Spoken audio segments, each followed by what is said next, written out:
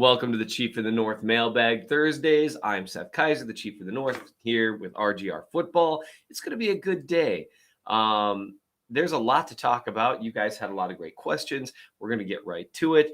The playoffs are upon us. We have, what do they call it? Super Wild Card Weekend now. That's what they started calling it last year. It's kind of funny when they added the extra team, the extra game to a wild card. I'm looking at the schedule right now. My initial reaction, I hated the idea of, only the single bye week. I hated the idea of just a few things that they were doing. They made it just such a more difficult road unless you're the one seed. But now I'm feeling okay about it. It's funny how those things work, isn't it? Because one extra game of football, it just makes everything so much sweeter. And so as I look at the schedule here, you've got Seahawks, Niners, and Chargers, Jaguars on Saturday, Dolphins, Bills, Giants, Vikings, Ravens, Bengals on Sunday, and then Cowboys, Buccaneers on Monday. That's a lot of football to watch. It's a lot of football I'm excited to watch. I know everyone here at the RGR team is going to be bringing you content. Ryan and Dan and the whole gang, or Gary's going to be doing great stuff. Gary, I always say you third. What I meant was Gary, Dan, and Ryan. I think they're going to be doing some live streams, some reactions. Will I be doing any of those things? Probably not, because the day job is in the process of trying to kill me. So that's just something that we should all be aware of. If I go missing, you know what happened. So it's going to be nice getting to some football questions. You guys had some great questions as always, as we do every week. We do a little bit of a mailbag here. You guys answer questions. I put out a mailbag tweet on Wednesdays. You guys get a chance to respond. And then, of course, in the comment section here on the bottom, not the side, you can put mailbag questions, and I give those top priority because you're here watching and you've commented on the video. So you deserve top priority. So I'll start with that. So if that's how you want to get a question in, be sure to do that. And I'll get to them next week. One other thing that you guys should know is that this Monday at noon Arrowhead time, I'm going to be doing participating in an Ask Me Anything on Chiefs Reddit. I'm excited for that. I've done it once before. I had a ton of fun with it. And so I'll be tweeting out the link to it once I know where the link is.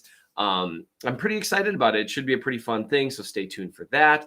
And in the meantime, also make sure, before we even get to the mailbag questions, make sure you hit that like button, hit subscribe, support everything they're doing here at the RGR team. They just do such great work. And I'm here too. So there's the great work, and then there's my presence. You should do it just because you feel bad for me. All right, let's mailbag. Russ, I'm going to go with Faf. I'm guessing that P is silent. Maybe it's Pfaf. I'm guessing Faf.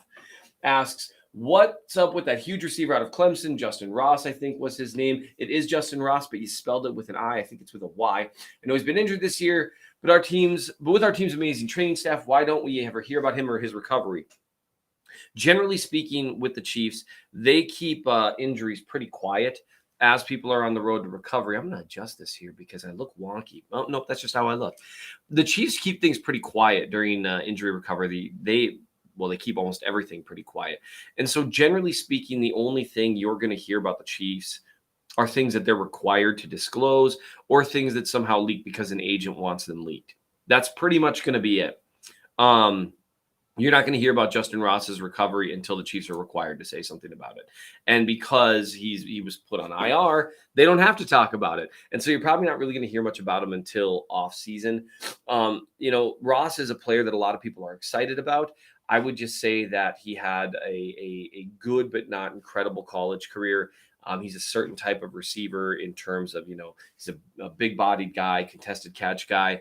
I know he had some people excited about him in the preseason. We'll see what happens.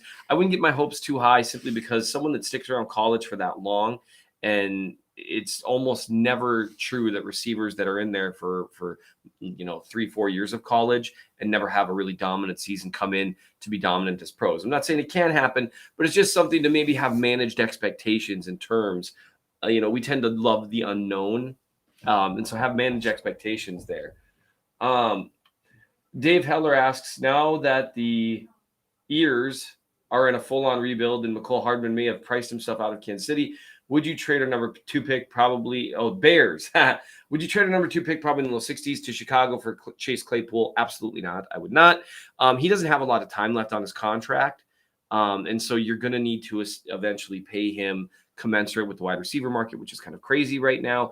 There's a lot of talented receivers in virtually every draft at this point, and I just don't think that's the route I would go. If you're going to trade for a guy, trade for DeAndre Hopkins and for the last 2 years of his contract, which is cheaper than what you're going to end up paying for Chase Claypool because so much of it has already been paid by the Cardinals.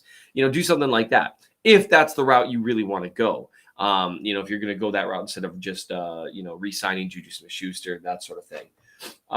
Crayson Neely asks, what position do you see Brett Veach going after in free agent? In my opinion, we need a playmaker at safety. Whether or not they go after a safety in free agency is going to be entirely dependent on the market for Juan Thornhill. We know they like Brian Cook. We've seen his playing time go up as the season has gone on, and he's done well. He's fast. He hits hard. He is a guy that I know they're excited about. That's why they took him in the second round. They do run a lot of 3 safety looks. And because of that, if Juan Thornhill gets priced out, which I think could be wrong, but I think is going to partly depend on how this postseason goes. He's had an okay season, not as good a season as I think he was hoping to have, but he's a good player, not a great player, but he is valuable in the fact that he is a free-ranging deep safety. Those guys can be hard to find. And so it just depends on what his market is. If his market prices him out of Kansas City, then I think you're probably going to see them look for someone else who can play that pure free safety role. Justin Reed can play free safety. Brian Cook did some of it in college, but both of them are at their best kind of, wandering. I like both of them a little closer to the line of scrimmage. I like both of them not in a pure single high safety type mode. Let's see. Seth, you're quite an orator. I'm sure you've heard that before. I'll just go say, thanks, Jesse Knox. That's very kind of you. I'm going to take that. I'm an orator. And so Sam Geising, I'm really sorry, Sam. He asked, and this is the last of our mailbag questions from the comment section. Again, these will get priority. So try to put some question marks in front of them so I know it's a mailbag question. He asked, would you defend the Chiefs fan in a bank robbery? Well, I'm a prosecutor, so I might prosecute him if it happened in my jurisdiction. The jokes are easy to make, and I understand why people are making them, and I've made plenty. At the end of the day, if that individual is indeed guilty of that crime, then I think there's probably some appropriate punishment for doing the things that were alleged to be done there. It's worth noting, at least in my jurisdiction, pointing a firearm at someone, even if it's not a real firearm, is still a second-degree assault. If it looks like a firearm, I mean, it's because that fear of death or great bodily harm is the same thing, and you still committed it with a firearm. And so it just depends on what exactly the firearm is. So that's just something that's worth noting, that it's a pretty serious crime that's being alleged there. And we'll kind of see the direction it goes. Hopefully, all of it leads to lessons learned and repentance, even as punishment gets doled out. Because that's the best case scenario for any of this, anytime someone does something that they should not. So that's more than I intended to say on that subject. But all right, we're going to keep going with mailbag questions here. Now we're on to the Twitter questions. Thank you guys for being so responsive. You guys are great. Chris Blevins asks, if you had a chance to trade for Tunsil in the offseason, would you do it? Or just extend or tag Brown and save the draft picks and theoretically some money? I don't know if it'll save money to sign Brown over Tunsil. I'm going to go with Tunsil. I think that's what I've heard. I'm terrible with names. For those of you who listen to Times Arts, you know that. The big thing with Tunsil and Brown is that Tunsil's a better player. Tunsil might be this year the best pass protecting left tackle in the league. Brown has been playing much better over the last month. He's actually been playing quite well from what I can see. I'm actually planning on charting some of his snaps maybe in the playoffs just to get a gauge for it. But you have more inconsistency there. You have a few more physical limitations. Obviously the difference between the two of them is one of them would not cost you draft picks, but both of them might cost you relatively equivalent money. And my thought process on this, if you're going to pay someone, market setting money, it should be a top 3 player at their position, or at the very least, depending on the position, at the very least, like a top 6 or 7 player, right? And I don't think anyone would argue that Brown right now is a top 6 or 7 player. And so then you start to ask yourself, okay, well, is that how you get yourself in trouble with the salary cap? I'm a firm believer that the salary cap is incredibly flexible. You can afford to have 5 or 6 really big contracts on your team and work around that. But those players, by and large, if they're not elite players and they're not pulling other guys up with them or allowing you to do certain things schematically that can protect other guys, that's where I think teams find themselves in trouble. I think the Chiefs got themselves in trouble by paying absolute top of the market money to Frank Clark, by paying top of the market money to Sammy Watkins, relative top of the market money to Anthony Hitchens. Not bad players, any of them. And all of them contributed valuable things to the Chiefs Super Bowl run. But when you pay those guys elite money, it leads to problems. So for me, with Tunsil, we're back to Tunsil instead of Tunsil. I don't know. For me, it would depend. I'd have to learn to pronounce his name. It would depend on the price. If it were a first-round pick, I'd do it. Simply because he is an elite player. And if you're going to pay top of the market money, either way, you might as well do it for the elite player, even if it costs you that first-round pick. And it would give the Chiefs, because they've got still a year or two, a couple of years left with a lot of cheap guys on the line. It gives you a couple of years of, I would say, they would compete with the Eagles for the best offensive line in the NFL, even if Jason Kelce sticks around for another year, which it seems like he might not. But that's the thought process for me there. I just don't think it would save money necessarily if Brown is going to be asking for the same thing, considering he's playing better lately. I'm guessing he's going to be. Blaine Howard, I just want to hear you riff on Chris Jones again. He needs to be resigned 100%. Yes, he does. The only way Josh Briscoe made a great point here that, with the way we talk about players these days, they'll have a great game. And then our reaction is, well, what can we get for them in a trade?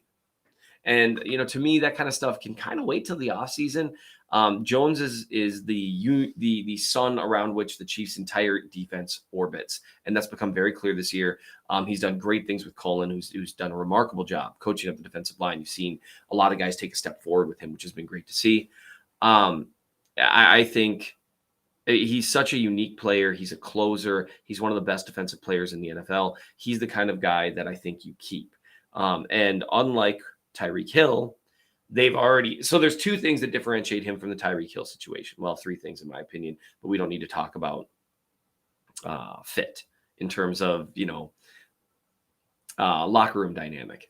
How's that? So I would say this with the 2 things. One, on the defensive side of the ball, there's not a great equalizer in Patrick Mahomes, as well as really Andy Reid, to balance out losing by far your best player.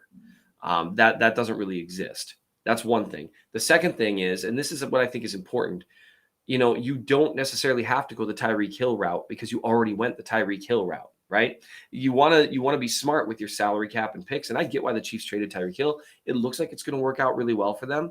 But that doesn't mean you do that with literally every player. That doesn't mean they should have traded Travis Kelce 2 or 3 seasons ago. Doesn't mean they should have traded Chris Jones before his last contract. It doesn't mean that you do it with literally every elite player. It means you should be willing to do it with some elite players and not necessarily feel the need to re-sign every good veteran on your team. And so Chris Jones, I think when you look at the entirety of the situation, I think he belongs in Kansas City long-term. Jesse Janice asks, can you use data from Charlie Mahomes to look at drops per target? Who has the most highest comparison to other teams? I could, yes. Have I done it? No. I don't usually chart who had the drops when I take a look at it, unless there's something particular in that game that I'm checking for.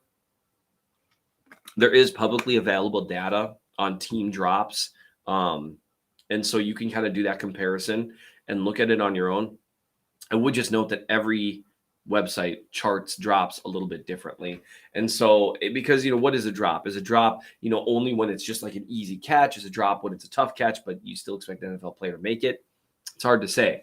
I know that Mahomes has had some costly drops this year, but I don't think he's necessarily far ahead of the rest of the league. Adam Gabriel Jensen asked for fun, make an all-time Chiefs team, but they don't have to be particularly good with the Chiefs. E.g., you could have Pete Darrell Revis and Ty Law. That team would be amazing. I can't think of a single position group that wouldn't be all pros across the board. I think that's absolutely 100% true. I don't necessarily have time to make an all-time Chiefs team, but I would note that, and I think it's funny that you went with corners, because I've thought about that before, in that the Chiefs really, because they also got Patrick Surtain when he still had some good years left in him, but not completely dominant years left in him. You really had some guys that like passed their peak. You really could have had, even, if you weren't going to use an actual Chief, you'd probably use Albert Lewis, maybe, Dale Carter or James Hasty.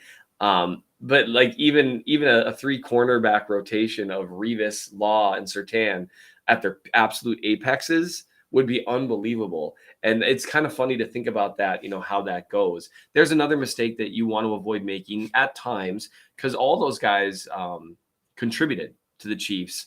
You just want to be careful. They're a good example of guys you don't want to pay elite money for, guys that can contribute, but not at an elite level anymore. John Wesley says it feels like Patrick has been more efficient under center versus in shotgun this year. 100%. He has. What does he do better under center than when he's working on a shotgun? Nothing. It's not that he does something better out of center. It's that in the Chiefs offense, operating from under center is a changeup. It's not what defenses are preparing for. And so it's more shot plays, and the very nature of operating under center and doing play action that way is defenses are still biting on it significantly more than they do when the Chiefs are running out of shotgun. And again, it's a change up. It's always when it's something that you're not doing as often, and it's not what teams are necessarily preparing for, you're going to see more efficiency there. I think it's really great that they've leaned into 13 personnel. I hope that they take a tight end relatively high in this next draft. I think Travis Kelce has multiple elite years left in him, but I'd love to see them keep leaning into this 13 personnel, because it's really done some good things for them, and it's allowed them to get away with, not having Tyreek Hill anymore. And so I would love that if they keep going this direction, toward next year, they, maybe double their number of snaps from under center to where they become almost balanced in this. You really never know what you're going to get attacked with week in and week out, and you can exploit whatever a defense's weaknesses are. Chief Jones asks, if it is summer in South America when it is winter in North America, and summer in North America when it is winter in South America, wouldn't this cause transportation issues for Santa? Of course not. He's magic. Anytime people ask these things, he's magic. Stop trying to make the fantastical ordinary. It's kind of like, and oh man, Ryan's going to kill me, but I don't care. It's kind of like anytime someone says, well, how could this thing have happened in the Bible? And my answer is always, well, I mean, if you're going to concede that it's an all-powerful, omniscient, all-knowing God, pretty much everything's possible, isn't it? And just like that with Santa, not that Santa's God. We're not going that route. We've reached a weird place of theology here. Rare Form asks, if the Chiefs make the AFC Championship game, which set of wide receivers is more scary, the Bills or the Bengals, pending they win as well? Oh, Bengals, easily. They have the best pass-catching group in the league. T. Higgins is a number 1 guy on half the teams in the league. He'd be a legitimate number 1 receiver on a lot of teams. Really good player. Boyd's a really good player. He'd be a legitimate number 2 on most teams. Their tight end is good, and Jamar Chase is a freak. They have a great group of players there, and Joe Burrow's playing exceptionally well. The Bengals scare me more than the Bills, just because I think they are built better to beat the Chiefs and take advantage of some of their weaknesses. Which brings us to our next question. Chief Boyard DG asks, what scares you more versus the Bills-Bengals Super Bowl matchup? A, Bucker from 43 yards down 2 points with 2 seconds left in the game. B, having to convert a 3rd and 1 to ice the game. Or C, trailing the 4th, needing the defense to get a stop on 3rd and 6 to get the ball back to Mahomes before the final drive.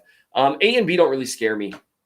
If you have to convert a 3rd and 1 to ice the game, you probably have to convert. You've got 2 downs to do it. A 3rd and 1, a 4th and 1. Andy Reid always has something in his bag for the absolute emergencies in the Super Bowl.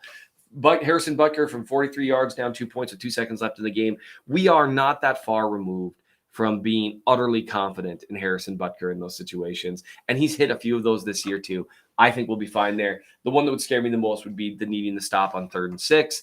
I'm feeling a little better about that than I used to, because there's a guy named Chris Jones, but that definitely spooks me.